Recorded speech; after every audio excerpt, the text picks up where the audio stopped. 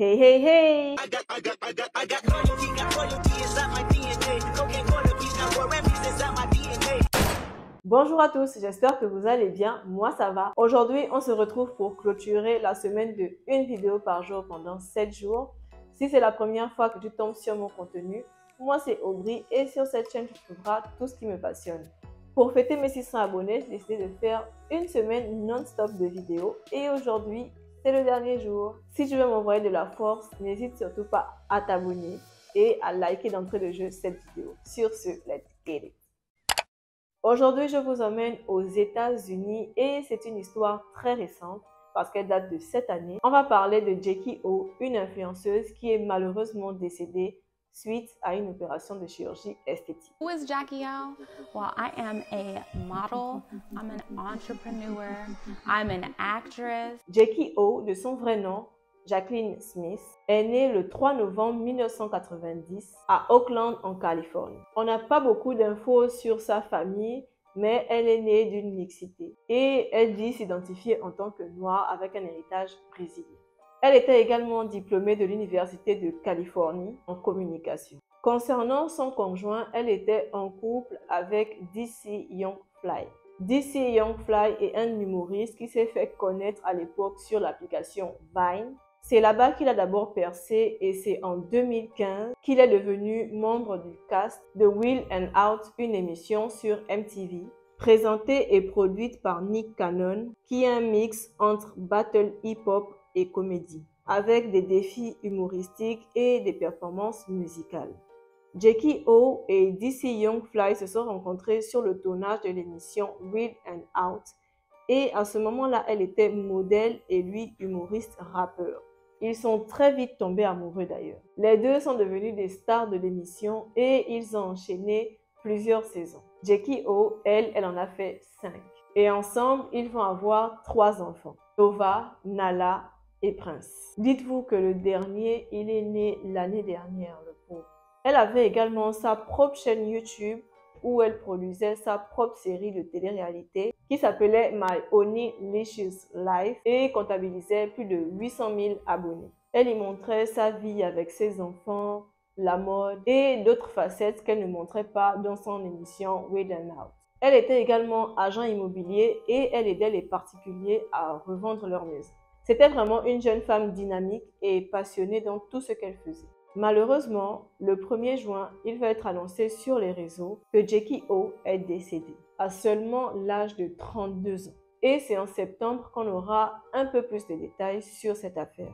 Il va être révélé qu'en réalité, Jackie O serait décédée après une opération de chirurgie esthétique. Et ça a choqué tout le monde. En 2023, Jackie O va être contactée par le chirurgien Zachary Okra, un chirurgien du buzz qui poste les avant-après de ses célébrités. Je ne sais même pas si c'est normalement légal de poster les chirurgiens esthétiques sur les réseaux, mais bon, bref.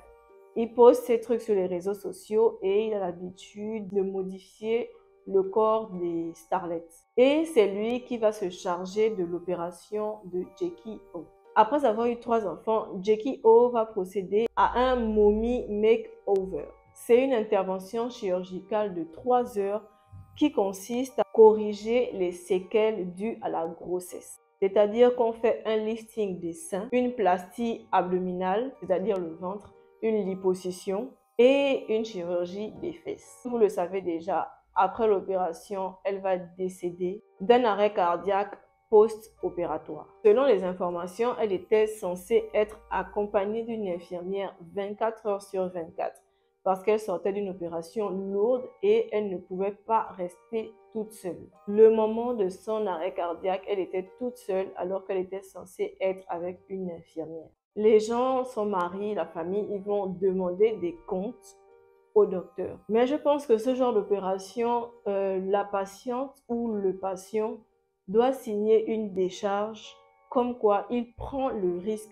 Je pense que c'est ça en fait. Voilà pourquoi certains chirurgiens n'arrivent pas à les attaquer en justice. Surtout comme là, elle est morte après l'opération. Avant de faire ce genre d'opération lourde, on te fait signer une décharge comme quoi, je pense que le chirurgien, il se déresponsabilise. Je ne suis pas sûre, mais je pense. Et après plusieurs semaines, le chirurgien va s'exprimer.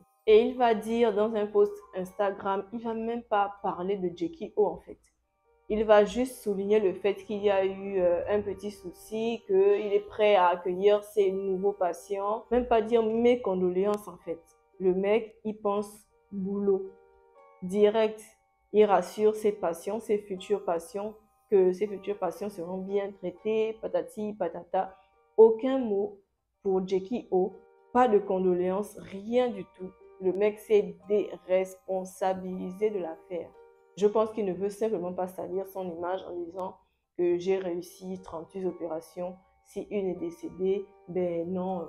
Mais il faut assumer, c'est pas comme ça, c'est tellement mal fait, c'est pas propre. Le mec, il prend juste la parole pour rassurer sa clientèle. Alors qu'il y a quelques semaines, quelques mois, il y a quand même eu une personne morte dans sa clinique. La famille de Jackie O ne s'exprime pas assez sur le sujet, donc c'est un peu toutes les infos qu'on a par rapport à cette affaire. Et je pense que si on a appris très tard qu'elle est décédée après une opération de chirurgie esthétique, c'est que quelque part la famille voulait un petit peu garder ça pour eux.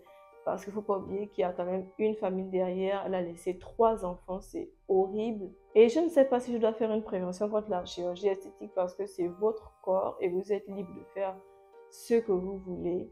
Faites très attention quand même.